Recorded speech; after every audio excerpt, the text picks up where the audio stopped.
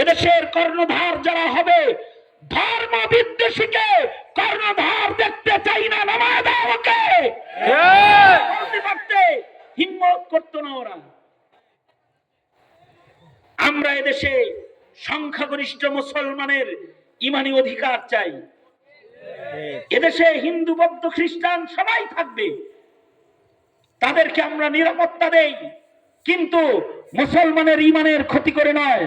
যার দ্বারা মুসলমানের ইমানের ক্ষতি হয়, যার দ্বারা ইসলামের ক্ষতি হয়, মুসলমান মুমিনেরা তাকে কখনো বরদাস্ত করতে পারে না। যদি বরদাস্ত করে তাহলে প্রজন্মের ভেতরে মুসলমান থাকবে না। নাস্তিকদের ভবিষ্যৎ বরণ করার জন্য তৈয়ার থাকো তাইলে।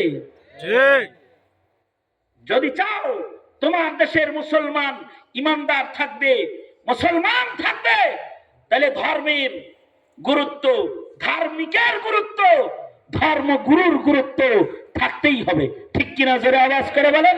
থাকতেই হবে।